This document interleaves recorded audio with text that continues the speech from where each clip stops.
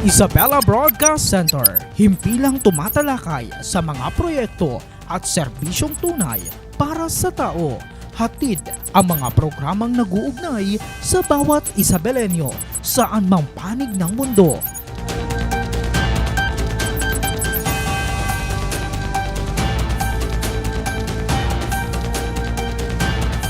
Delivering in-depth, trustworthy, and objective news.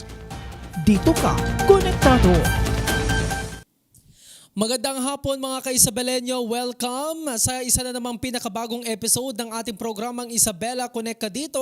Kasama niyo ho pa rin ang inyong lingkod, ang resident broadcaster ng Provincial Government of Isabela, Ezekiel Kilang. Mga ka-Isabelenyo, ramdam pa rin ho natin ang kakaibang lamig at ang tila'y hindi inaasahang pagulan sa ilang bahagi ho ng ating bansa. Para ho sa ating ho mga magsasaka ho kasi, ang bawat patak ng ulan at bawat antas ng temperatura ay may katumbas ho na epekto sa kanilang kabuhayan. Ano nga ho ba ang lagay ng ating panahon at kumusta na ang sektor ng agrikultura?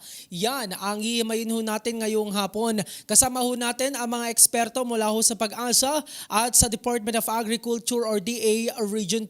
Simulan ho natin sa lagay ho ng panahon. Kasama ho natin sa kabilang line ang Chief Meteorologist ng Pag-asa DOST na nakabase ho dyan ho sa may Etiago, Isabela, si Sir Ramil Tupil. Sir Ramil, magandang hapon ho sa inyo. Welcome ho muli sa aming hong programa sa Isabela Connect ka dito. Yes, good afternoon, Sir Ezekiel, at good afternoon din sa ating kasama sa Department of Agriculture, Sir Paul. Magandang hapon po sa inyo lahat, mga listeners po ng inyong programa. Yes sir, magandang hapon ho sa inyo. Napapanahon ho no, itong topic ho na ito, lalong-lalo na't paiba-iba ho. No? Sir Ramil, yung atin hong weather condition ho sa ngayon. But anyway, Sir Ramil, marami ho yung mga nagtatanong, ano po ba ang kasalukuyang weather system na nakakaapekto ho sa ating bansa, particular dito ho sa Isabela? Yes, sa ngayon po ay patuloy pa rin na nakaka-apekto nga yung northeast monsoon o yung hanging amihan sa ibang bahagi ng Luzon. Samantala yung shear line ay nakaka-apekto pa rin sa eastern section ng southern Luzon at Visayas. At batay po dun sa outlook natin, magpapatuloy pa rin yung epekto ng hanging amihan dahil yung hanging amihan na naranasan natin during the past days ay medyo pahupa na. Pero meron ulit another surge of northeast monsoon sa susunod na mga araw at posibleng makapagtala ulit tayo ng malalamig na temperatura dito sa northern zone, lalo na sa Cagayan Valley at dito sa Cordillera District Region. Sir Ezekiel. So northeast monsoon yung nagiging dahilan. Pero ang tanong ho ngayon dyan sir, marami ho kasi Sir Ramil yung naghahanda para ho sa ating summer, kumbaga no. Hanggang kailan po ba itong ganitong setup no ng ating weather condition natin, itong ginaw, at kailan ho tayo formal na papasok ho sa tinatawag ho nating dry season, Sir Ramil? Sir Ezekiel, sa ngayon, itong first half ng February, inobserbahan natin na posibleng meron pa rin mababa na temperatura, na indication nga po na malakas pa rin ang northeast monsoon. Pero pagdating ng second half ng February, unti-unti lang tumataas yung temperatura natin patungo sa dry season or yung in-expect natin na mainit na panahon dito sa bansang Pilipinas, na kung saan posibleng mangyari yan sa buwan ng March hanggang sa buwan ng May or June, yung pinakamainit na maranasan natin. Kaya ngayon parang i-enjoy muna natin yung malamig na panahon dahil pagkatapos po nito ay unti-unti nang tumataas yung temperatura at magiging mainit na yung ating lagay ng panahon, lalo na sa buwan ng March hanggang sa buwan ng May, going to first half ng June. Sir Ezekiel. Gustuhan ko yan, sir, no? I-enjoy. Ilabas sa mga bagong mga jacket na mga hindi pa ho na isusuot. But, sir, no, ito ho kasi yung mga magsasaka ho natin, they are about na, no? May mga ilan ho kasi yung mga naunang nagtanim ho noon na malapit na ho silang mag-ani. Ito ho ngayon yung mga binabantayan ho nila, yung kanila hong ikinakabahala. Meron ho ba kayong mga nakikita or di kayo tinututukan ho no na weather disturbance or hindi kaya yung mga bagyo sa labas no ng Philippine Area of Responsibility na maaring pumasok dito ho sa Northern Luzon, in particular sa ating hong AOR, Sir Ramil? As of today, Bubusikel, batay doon sa ating tropical cyclone threat potential na ipinalabas nga po kahapon, merong posibleng pamumuo ng mga low pressure areas dito sa West Philippine Sea at saka dito sa eastern part ng Mindanao. So yun yung minomonitor natin sa ngayon, pero sa ngayon ay mababa yung chance na maging isang tropical depression ito. Sa ngayon nasa low yung formations na magiging tropical cyclone. So patuloy natin i-monitor ito, pero kung titignan natin yung normal na locations talaga ng mga low pressure areas sa mga panahong ito, lalo sa buwan ng February, ay dito na sa southern part na ng ating bansa. At dito naman po sa Northern Luzon ay patuloy pa rin na makakapekto yung northeast monsoon. And then sa susunod na mga buwan, posibleng mainit na. At yung tinatawag natin na present ng North Pacific High Pressure Area, ayun yung inaabangan natin. Ang hudyat niyan ay tag-araw na sa ating bansa pagka meron na po tayong North Pacific High Pressure Area dito po sa silang bahagi ng Japan. So, kailangan na natin paghandaan ito, lalo na yung ating mga kababayan. Although nagbago na yung ating pagpasok ng ating mga estudyante na kung saan po ay naitaon nga po ng mga nakalipas na mga taon na mainit yung school days nila. Pero sa ngayon, ibabalik na dun sa normal na pagpasok yung mga bata na kung saan ay hindi na magiging mainit yung kanilang mga panahon sa pag-aaral. Sige. So, sir, no, mabalikan ko lang yung hong northeast monsoon. We understand do na ito yung nagiging dahilan kung bakit ganyan ho, no, kalamig yung atin hong panahon, saktong-sakto no, malapit na ho yung February 14. May reason no. Yung may mga jowa diyan. Anyway, kidding aside. Sir, itong northeast monsoon ho ba? How frequent ho na gaano kadalas na ito ho'y dudulot ho no, ng mga pag-ulan or scattered rain, particular dito ho sa ating lokalidad sa Isabela? Ang northeast monsoon, Sir Ezekiel, ang normal na mga pag-ulan na idudulot nito ay mga light rains. Maliban lamang kung ito ay humina at yung ating tinatawag na shear line or yung boundary ng malamig na hangin mula sa northeast monsoon at saka yung easterlies natin. Pag umangat yan, posible yung makaapekto sa silang bahagi ng Luzon area. Pero sa ngayon, ang location ay nandito sa area po ng Visayas at saka dito sa southern part ng ating bansa. So, yun pa rin yung posibleng weather condition na maranasan natin, may mga light rains hanggang sa matapos po yung northeast monsoon. At posible rin maranasan natin yung shear line pagka humina na yung northeast monsoon at unti-unting aangat yung boundary ng malamig na hangin at mainit na hangin mula naman dito sa silang bahagi ng ating bansa. Sige.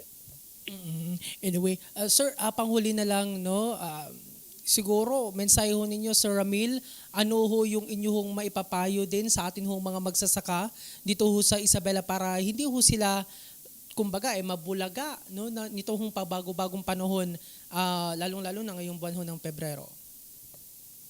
Sir Sigel, batay naman dun sa ating forecast sa mga pag-ulan, yung ipinalabas natin na Climate Outlook Forum na nangyari nga po yan noong January 21. Batay po dito sa data na pinapakita, yung area po ng Cagayan at northern part ng Isabela ngayong February ay posibleng makaranas ng below normal. And then yung southern part, kasama po yung area po ng Isabela, yung southern and central part. At saka Nueva Vizcaya, yung eastern part at Quirino, posible makaranas ng near normal. Pero sa Nueva Vizcaya area, may portion dyan na posible makaranas ng below normal ngayong buwan ng February. And then pagdating ng March, batay dito sa data, near normal naman yung nakikita na pag-ulan dito po sa ating area na kung saan ito po yung buwan na critical sa harvesting natin ng ating mga kababayan sa mais at palay. Medyo maganda naman yung near normal naman yung forecast na rainfall. Pero normally, pagkabuan po ng March, kung meron mang pag-ulan ay mga isolated na lamang po ito at hindi naman po ito nagtatagal, Sir Ezekiel. With that, maraming salamat Sir Ramil Tupil sa inyong time ho muli no, na ibinahagi dito ho sa Isabela Broadcast Center. Particular ho sa Isabela Connect ka dito program. Mag-ingat ho kayo Sir Ramil. Magandang hapon po sa inyo. Maraming salamat po at muli magandang hapon po sa inyo lahat. Okay, maraming salamat. There you have it mga kaisubalenyo, ang ating Chief Meteorologist ng Pag-asa DOST. Walang iba kundi si Sir Ramil Tupil. So yan ho, nasagot na ho no, mga kaisubalenyo yung tanong ng atin ho nga mga kababayan ho dito regarding ho sa ating weather condition. Kasi kamakailan kung ating nga hong na tatandaan, meron hong sama ho ng panahon no diyan sa may bahagi ng Visayas. So binabanggit ho nila na maaring ito yung epekto ho no ng bagyo, pero ito ho ay dahil sa northeast monsoon. Again maraming salamat kay Sir Ramil Tupil, ang ating Chief Meteorologist ng Pag-asa DOST. Emerge na yan no. Dahil napakahalaga ho no ng impormasyong iyan, lalo na sa atin hong mga agri-businessman. At ngayon na ho naman no, sa pagkakataong ito dumako ho tayo sa Department of Agriculture Region 2 upang alamin ang sitwasyon sa ground. Makakasama ho natin sa kabilang linya si Sir Paul Vincent Balaw, ang Assistant Division Chief Field Operations Division ng DA Region 2 at siya rin hong focal person ho ng Regional Corn Program. Sir, magandang hapon. Welcome ho sa Isabela Connect ka dito program dito ho sa Isabela Broadcast Center. Sir Paul Vincent.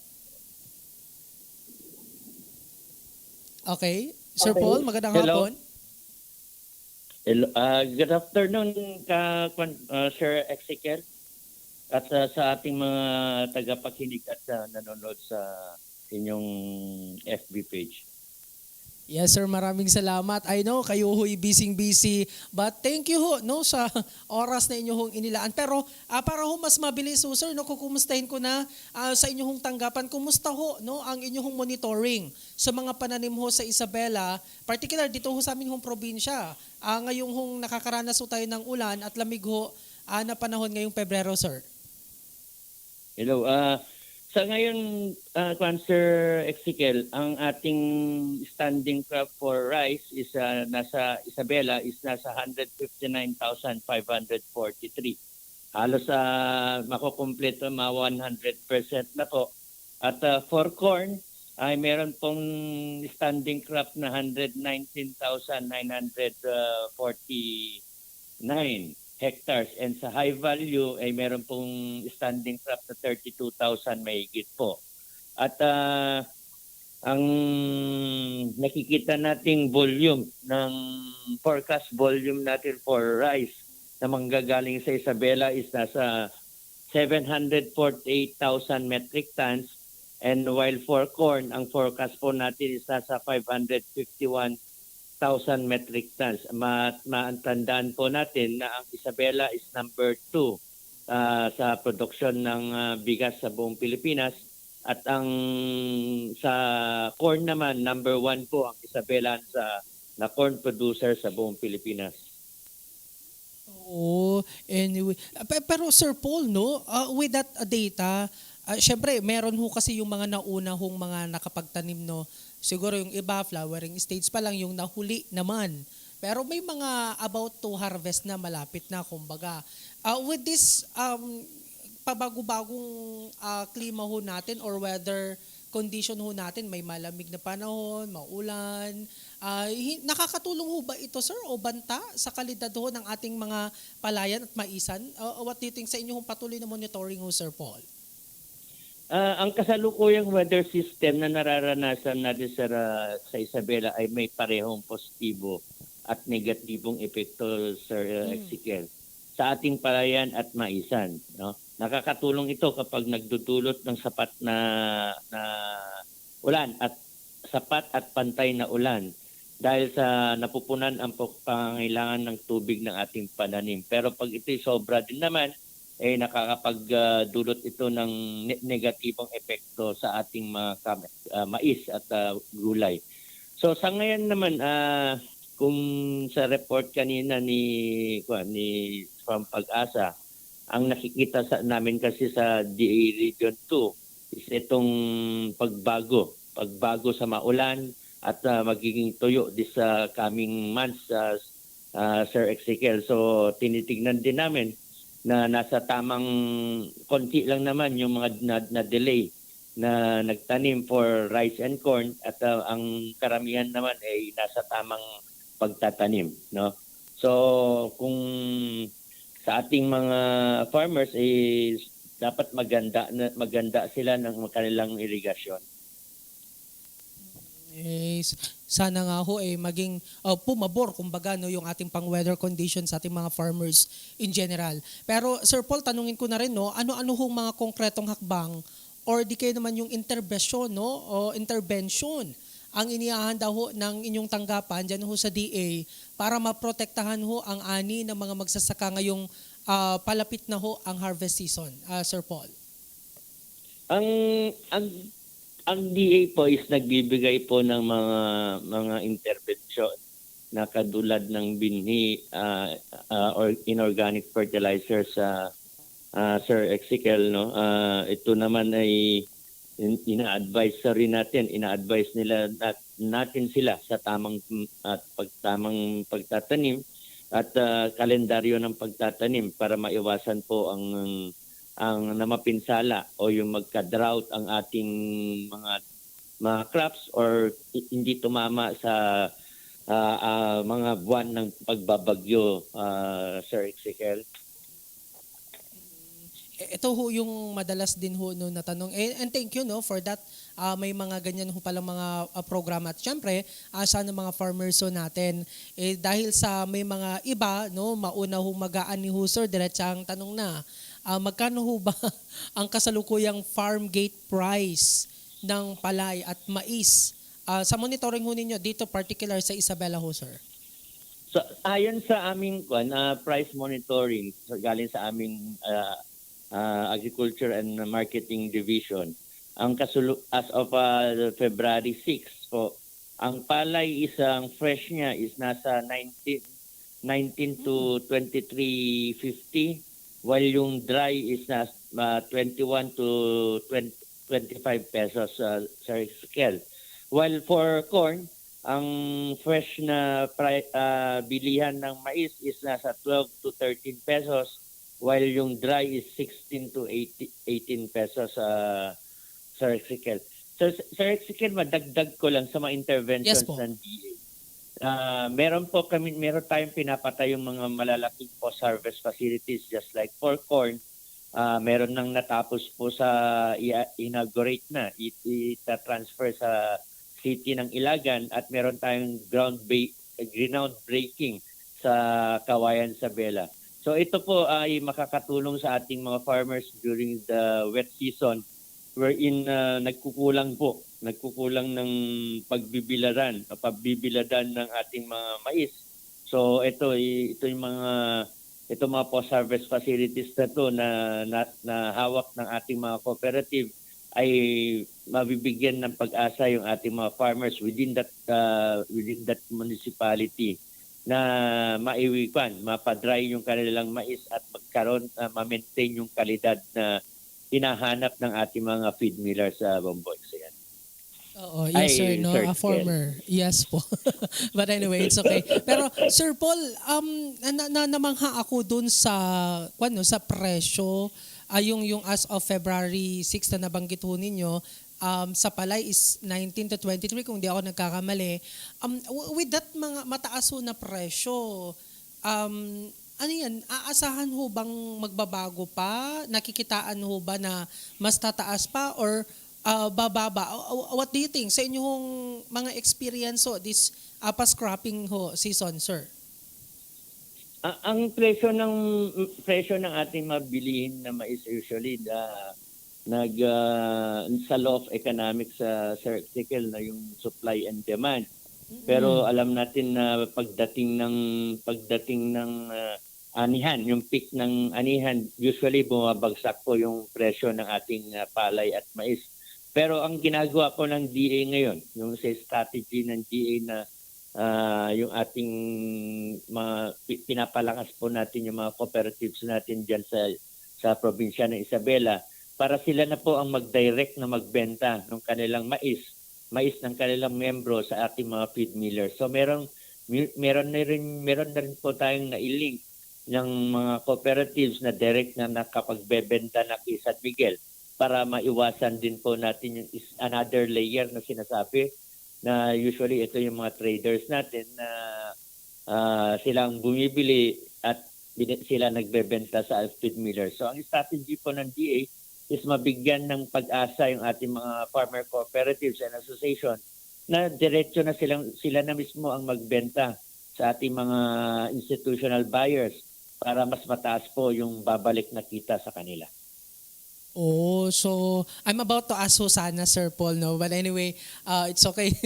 Naunahan niyo tuloy ako. Pero ang maganda pala, no, yung mga farmers, kung sila ay member ho ng cooperative o direct na ho, no, direct selling. And do we understand yung law of demand and supply? No? Kung kokonti yung supply, syempre, mataas yung presyo. While kung marami, nako, kokonti ho yung ano niyan. Mabagsak yung presyo. So, usually bumababa ang Oo. presyo, Sir Ezekiel eh. Kaya ang Kaya kwan ng nga DA is mabigyan ng mapalakas yung ating mga cooperative na instead na i-direct pa nila sa another segment, yung tinatawag namin sa value chain ng ating traders, pwede na nilang lagtawan yung isang segment para sila na mismo ang magbenta sa mga feed millers. May mga nag-uusap ng mga cooperatives at yung ating mga feed millers, diretso na sila nakakapagbenta sa kanila. Sir Ezekiel. Sir, sa quality kumbaga no ng mga output o mga ito hong mga naani kumbaga. I'm just worried kasi may mga reports ho ba na itatala ho kayo na mga peste o sakit sa taniman? At ano ho usually yung naging action ho ninyo dito, sir, kung meron? No. Meron po tayong ang ating Regional Crop Protection Center, Sir Ezekiel, ay may mga Bantay Peste Brigade na po. Ito po ay naka-strategically located sa mga munisipyo na meron pa ulit-ulit na report ng mga peste. Ang number one na for corn, ang ating number one na peste or yung emerging pest is yung ating fall armyworm. May mais palay naman is bacterial leaf, brown plant hopper, leaf folder.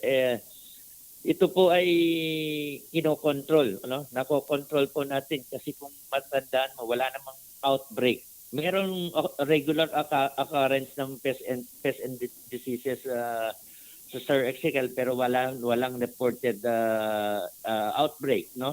Kasi ang ating pagbabantay ng ating Regional Crop Protection Center ay talagang binabantayan po nila ang ating mga crops at meron naka-standby po ng mga insecticide, mga pesticide na karapat-dapat kung ano ang lumalabas na peste sa ating palayan at maisan na Sir Ezekiel.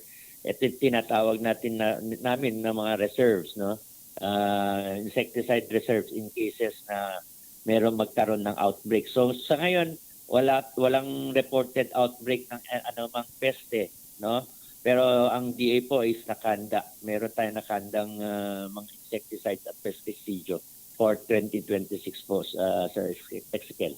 Yes, sir. Sir, nabanggit ho ninyo kanina, no, na-enumerate ho ninyo yung mga post-harvest facilities ho natin. Na isa ho yun sa mga intervention ho ninyo to help yung mga farmers ho natin.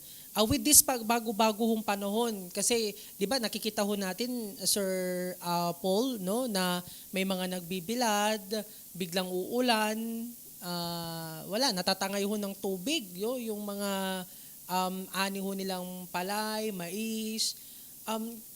wala ho ba tayong mga mga karagdagang mga post-harvest facilities, particular yung mga dryers, na pwede hong lapitan ng mga farmers na paggamitan para hindi ho masira yung kanilang mga produkto, sir? Nasabi ko kanina, Sir Ezekiel, na Mm. ang number one priority namin ngayon sa Department of Agriculture is post-harvest facilities for rice, for corn. May mga RPCs, yung Rice Processing Center, at may dryers yun, pati sa, anong tawag doon, Kiskisan. While for corn, Yeah. may mga naka-line up na for Isabela na malalaking post-harvest facilities na drying facilities for Isabela. Sir Ezekiel, ang sabi ko kanina na inaugurate yung sa Ilagan Isabela this ngayong March 18, while yung nagkaroon tayo ng groundbreaking noong January sa bayan ng syudad ng Kawayan. And for 2027, marami pa rin po ang naka-pipeline for Isabela. Isa dyan po si Tumawini at sana matapos na rin ang Etiague. Oo, we are looking forward sa mga ganyang mga programs at mga projects ho ninyo. Sir, lubos-lubusin ko na para ho sa mga susunod hong cropping season. Ano hong mga bagong programa or eto, yung inaabangan ho ng mga farmers ho natin, may mga subsidiya ba na nakalaan para sa mga farmers ho natin, particular dito sa Isabela, sa mga susunod na cropping, sir? For isa-isain natin, Sir Ezekiel. Under the corn program, meron po tayong mga binhi at fertilizer na ibibigay for this coming wet season, no? Merong hybrid seeds na yung genetically modified, meron din tayong hybrid seeds na conventional, no? At iba-iba pang mga fertilizers. Meron din tayong support sa cassava, no, na ang Isabela ay pinakamalaking producer din ng cassava. So around 485 million po ang mapupunta sa probinsya ng Isabela in terms of yung sa corn assistance natin sa ating mga corn farmers sa probinsya ng Isabela. While for high value naman, Sir Ezekiel, meron ding may mga binhi ng munggo, onion seeds at mga vegetable seeds na ipapamigay sa mga iba't ibang bayan sa probinsya ng Isabela, no? Amounting to 46 million. While for rice, ito po ang pinakamalaki kasi both wet season and dry season po ang assistance ni rice program sa ating mga rice farmers sa probinsya ng Isabela na nagkakalaga po sa napakalaki 1.9 billion po, Sir Ezekiel. Ito yung mga hybrid seeds, inorganic fertilizers na urea at saka complete fertilizers at merong pa ilan-ilan na irrigation network, yung mga water pumps na ipapamigay ngayon sa probinsya ng Isabela ngayong 2026, Sir Ezekiel. Oo, anyway, sige. Maraming salamat sa mga ganyan mga programa. Sana ho'y mas madagdagan pa. Anyway, Sir Paul Vincent, no? Siguro, pang masaya huling po tanong ang na ating lang. mga rice farmers, Sir Ezekiel. Masaya sila. Masaya po. And even, sana ho din yung mga corn farmers din ho natin. Yes, masaya Sir din Paul. ang mga corn farmers sa probinsya ng Isabela. Sir, paano pa po natin napapalakas yung tinatawag ho nating early warning system sa pagitan ho ng Pag-asa at ng DA para hindi ho nabubulaga ang atin hong mga magsasaka tuwing may ulan sa panahon ho ng anihan? May mga sistema din ho ba kayo, sir? Sa amin, mas mapapalakas ang early warning system sa pamamagitan ng mas mahigpit na koordinasyon ng Pag-asa at DA, Sir Ezekiel, no? Sa pagbibigay ng mas maagap, malinaw at lokalidad na specific weather and climate advisories. Yun po ang nagagawa natin na mas mabilis, mas maaga, binibigyan natin ng advisories ang ating mga rice and corn farmers, even our high-value farmers para makapag-desisyon sila, kung mabigyan sila ng oportunidad na magdesisyon kung ano ang karapat-dapat nilang gawin sa kanilang pananim, no? For example, ang pan natin ngayon, ang meron tayong ayon sa Pag-asa, tataas ang probability po ng magkakaroon ng El Nino ngayong wet season. So yan po ngayon ang pinag-aandaan po ng Department of Agriculture, Sir Ezekiel, no, at para maaga natin mailabas yung mga advisories, yung mga pamantayan para makatulong sa ating mga farmers na maiwasan na masalanta or masira yung kanilang mga crops sa ganitong mga weather disturbance, Sir Ezekiel. Okay. With that, no, Sir Paul, maraming salamat. Nakikinig, nanonood yung atin ho mga farmers. Ano ho yung nais ho ninyong iparating ho na mensahe, lalong-lalo na't nandyan na naman, pinaghahandaan ho natin, inaabangan ho natin yung kanila hong pag-aani. Sir Paul, please go ahead po. Sa ating mga farmers, ugaliin po nilang makinig sa ating mga agricultural extension workers na nakakasakop po sa kanila, at makinig din sila manood sa social media sa aming istasyon, yung DA Region 2 na istasyon, na doon kami naglalabas ng mga advisories, Sir Ezekiel, no? So dapat tumutok sila sa aming DA radio station, DA station namin, radio station, para sa mga programa. Nandiyan lahat po diyan ina-announce po lahat ng programa, lahat na advisories na para sa ating magsasaka, hindi lang sa probinsya ng Isabela, at sa buong Region 2, Sir Ezekiel. Oo, at syempre, no, meron na hong bago ang Isabela Broadcast Center ng Provincial Government of Isabela. Sir, nandito ho kami kung may mga anunsyo ho kayo, mga nais hong ipabatid, lalong-lalo na sa mga farmers ho natin, welcome ho kayo, no, na muli hong mag-guest, and hopefully kayo ho ay makabisita sa aming hong Isabela Broadcast Center, Sir Paul. Maraming salamat sa inyo. Gagawin po natin yan po ay makipag-coordinate po tayo sa inyong pilan. Okay, maraming salamat, Sir Paul. Magandang hapon po sa inyo. Maraming salamat din at magandang hapon po. So yan ho mga ka-Isabelenyo, napakalinaw ho no, ng ating naging talakayan ngayong hapon sa pagitan ho ng ulan at sikat ho ng araw. Ang pinakamahalaga ho ay ang pagiging handa at ang tamang impormasyon. Again, no, maraming salamat kay Chief Meteorologist Ramilto Pale ng Pag-asa at sa atin hong mga kinatawan mula ho sa Department of Agriculture Region 2, si Sir Paul Vincent of Balao, ang Assistant Division Chief Field Operations Division ng DA Region 2 at siya rin hong focal person ng Regional Corn Program. Sa atin hong mga magsasaka, mga farmers dito ho sa Isabela, kayo po ang bayani ng ating hapagkainan. Kaya't asahan ho ninyong patuloy ho naming babantayan ang mga usaping mahalaga ho para ho sa inyo.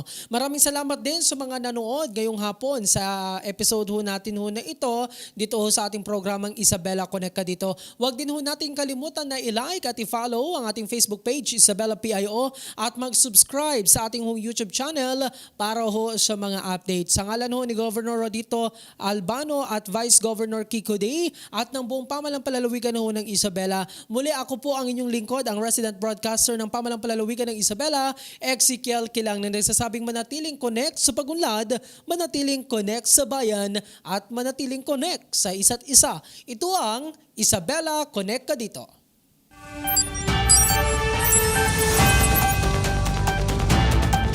Isabela Broadcast Center, himpilang tumatalakay sa mga proyekto at serbisyong tunay para sa tao. Hatid ang mga programang nag-uugnay sa bawat Isabelenyo saan mang panig ng mundo.